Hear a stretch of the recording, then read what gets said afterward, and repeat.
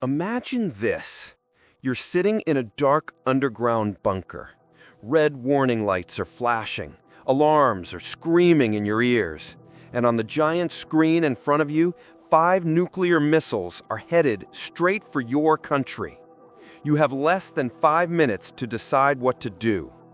If you sound the alarm, your nation will launch a full counterattack. Thousands of warheads will fly toward the enemy. Cities will burn. Hundreds of millions will die. Civilization itself may collapse.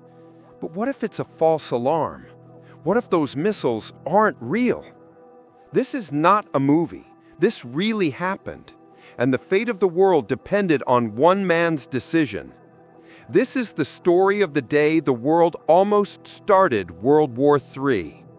And before we dive into this incredible true story, do me a favor. If you love history told with suspense and cinematic storytelling, hit that like button right now. And don't forget to subscribe for more stories that reveal how close humanity has come to the edge. To understand this night of terror, we have to step back in time, into the Cold War. The year is 1983. The world is divided into 2 camps, the United States and its NATO allies on one side, the Soviet Union and its Eastern Bloc satellites on the other. Both sides have stockpiled tens of thousands of nuclear weapons, enough to wipe out the planet several times over. Missiles sit in underground silos, submarines patrol the oceans with nuclear torpedoes, and bombers are on constant alert. Every second, giant radar systems scan the skies, looking for any sign of a nuclear strike. The fear was simple. If one side launched even a small number of nuclear missiles, the other would retaliate instantly, a policy known as mutually assured destruction. In short, if you attack me, I'll make sure we both die. In this terrifying standoff, even a mistake, a glitch, a miscommunication, a false alarm could trigger the end of the world. Now, let's zoom in on 1983. It was one of the most dangerous years of the entire Cold War. Earlier that year, U.S. President Ronald Reagan called the Soviet Union an evil empire. The Soviets saw this as proof that America might actually be preparing for nuclear war. NATO was running massive military exercises in Europe, including Operation Able Archer, which simulated nuclear strikes. The Soviets feared these drills could be a cover for a real attack. And then, just weeks before our story, tragedy struck.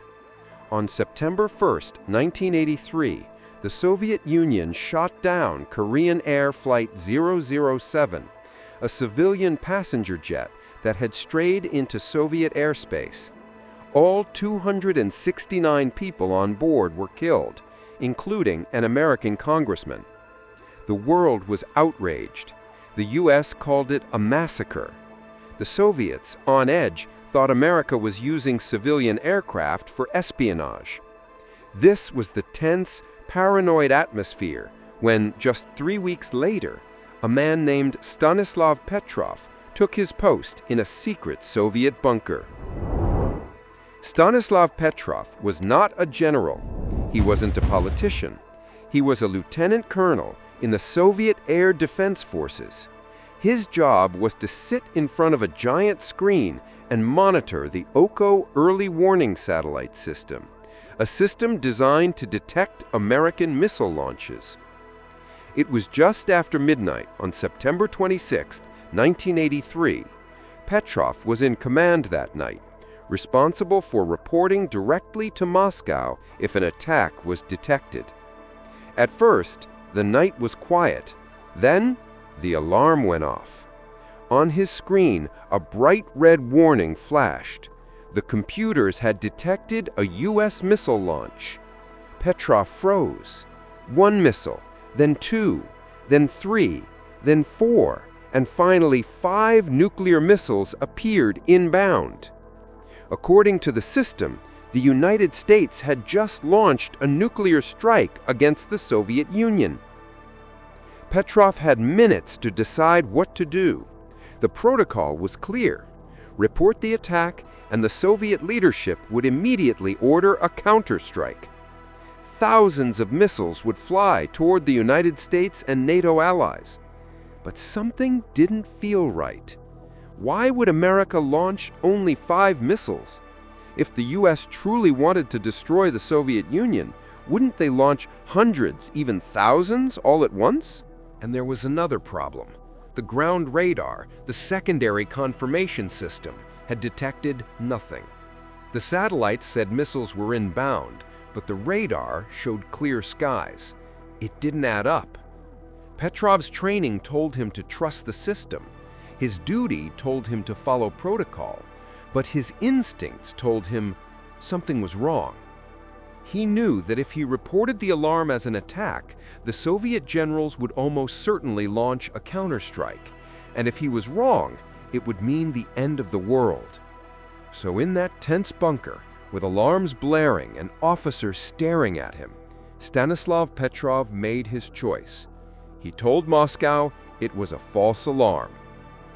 Minutes passed. Every second felt like an eternity. If Petrov was wrong, nuclear explosions would soon be lighting up the night sky over Moscow. But nothing happened.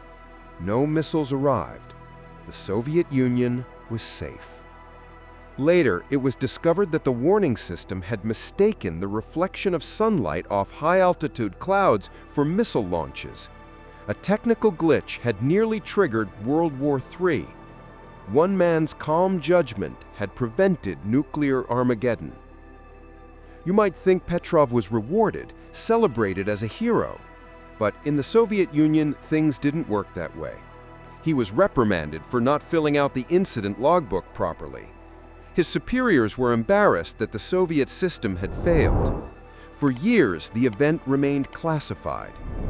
Petrov eventually retired quietly, living in a small apartment near Moscow. Only decades later, after the Soviet Union collapsed, did the world learn of his decision. In interviews, Petrov insisted he wasn't a hero. He said, quote, "I was just doing my job." But in truth, his instinct, his refusal to blindly follow the computer, may have saved billions of lives. And here's the chilling part.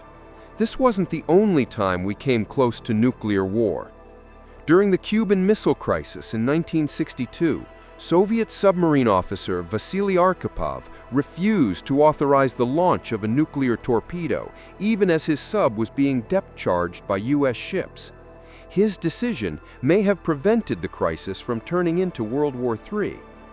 In 1979, a training tape at NORAD, the U.S. Defense Command, accidentally simulated a full-scale Soviet nuclear strike. American bombers were scrambled and missile crews prepared for launch. It was only caught in time before retaliation began. In 1995, Russia mistook a Norwegian scientific rocket for a U.S. missile. For a terrifying few minutes, Russian President Boris Yeltsin had the nuclear briefcase open and was ready to authorize a strike.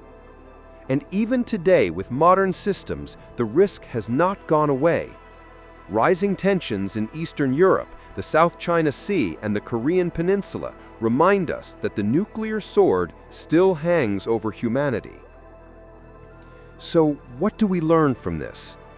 First, that technology can fail. Computers can misread. Satellites can glitch. Humans can panic. Second, that sometimes the survival of the world depends not on presidents or generals, but on ordinary people in extraordinary circumstances. And third, that the danger isn't over. As long as thousands of nuclear weapons remain on high alert, the risk of another false alarm or a real war will always be with us. The day the world almost started World War III should not just be a story we tell. It should be a warning. Because next time, we might not be so lucky. Now, I want to hear from you. Do you think humanity has learned its lesson from these close calls? Or are we still walking blindly toward disaster? Share your thoughts in the comments. I'll be reading them all.